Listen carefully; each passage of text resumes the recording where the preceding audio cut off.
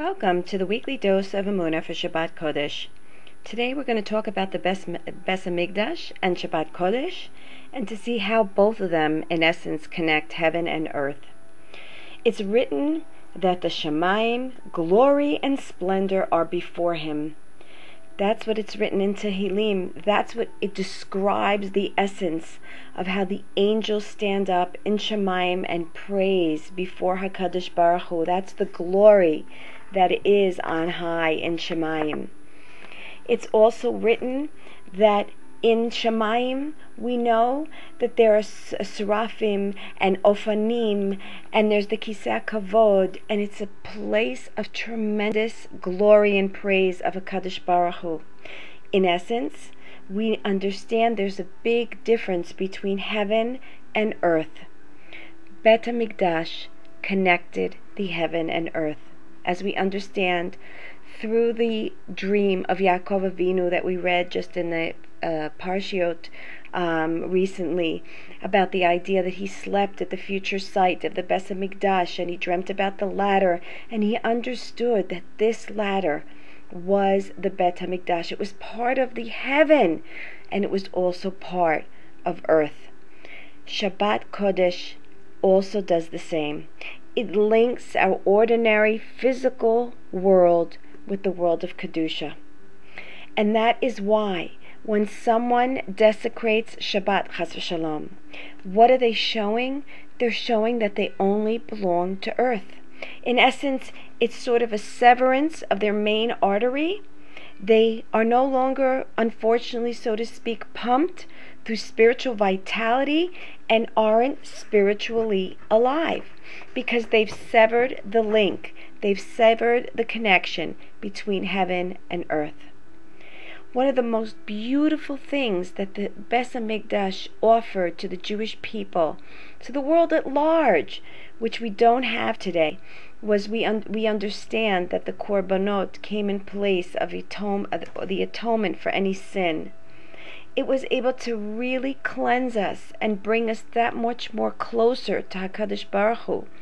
It actually wiped away any obstruction that came between us and our feeling the closeness of Hashem.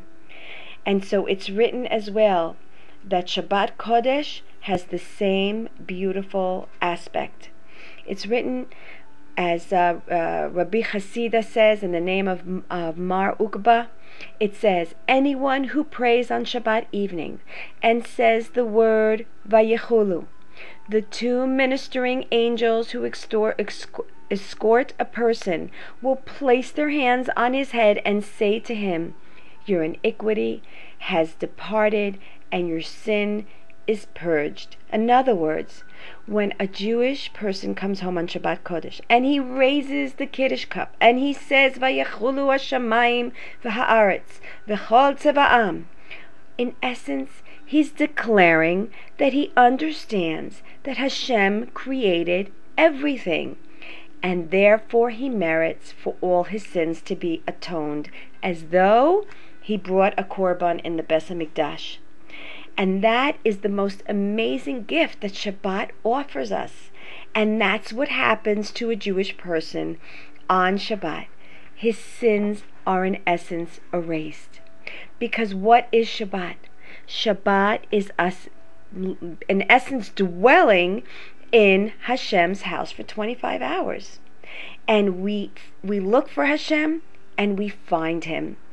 And we understand that when, unfortunately, a Jew transgresses, they commit the sin only because they temporarily, foolishly forgot that Hashem is in charge of the world.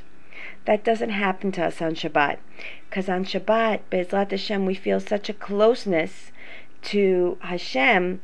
We don't have this foolishness envelop us, and we don't forget. We're not enveloped in darkness that, so to speak, evaporates the presence of such a godly light of Hashem, which we can easily oversee during the work week.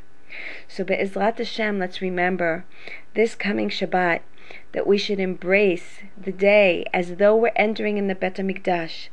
We should go into it feeling as if we're going into Yom Kippur, and understand that in essence, when we say Vayechulu, Hashem gives us the greatest treasure of it all.